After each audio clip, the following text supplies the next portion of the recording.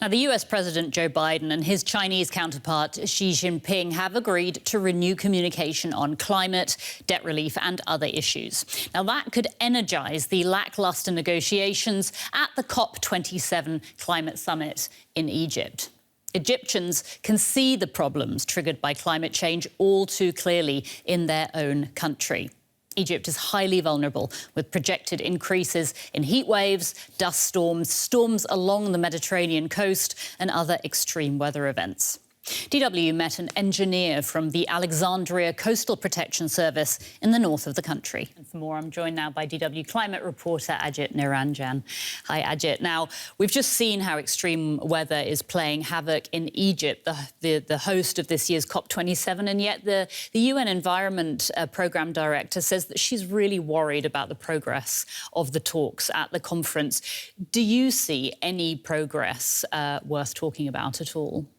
So these talks happen behind closed doors, but what we're hearing coming out of the conference is that there are big stumbling blocks, particularly around this key issue called loss and damage, which essentially is that poor countries who are kind of experiencing these sorts of horrendous scenarios are asking rich countries to pay for the damages. And so what they're really concretely pushing for is for a fund to be set up into which rich countries can pay so that they can compensate poor countries for extreme losses from extreme weather events that have been made worse by burning fossil fuels.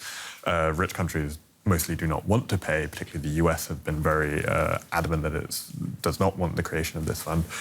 And a handful of European countries have actually started putting some money into it, putting some money forward for these payments. OK.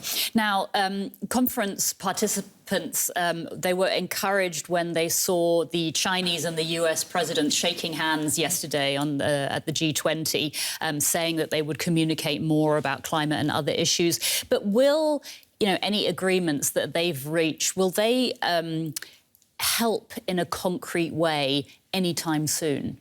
Yeah, so there's two ways you can look at this, basically. On the one hand, you could say that by countries cooperating on a big issue like climate, which, the atmosphere doesn't care about country borders, right? So any cooperation could lead towards reducing emissions that help the whole planet from warming. And all these world leaders have signed up to this goal of trying to limit warming to 1.5 degrees Celsius above pre-industrial temperatures. There's also an argument to be made that when these countries are competing, so when the US left the Paris Agreement under Donald Trump and kind of stopped taking part in the process, it didn't cause the agreement to collapse. Other countries still were trying to show each other up and say, hey, look, we're doing the best to cut emissions. It's worth remembering in all of this that no country is doing enough. Their current projections based on the policies that have already been put in place will heat the planet by about 2.5, 2.6 degrees Celsius. That's almost double what we're meant to be achieving. Sounds terrifying. Can we very quickly talk about an initiative by the German government that is pushing green hydrogen produced in Africa? Tell us about that.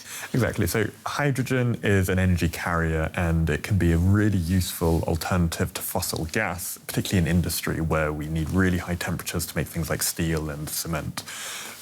If you make that hydrogen with renewable energy, then the emissions are super low and it's a clean alternative.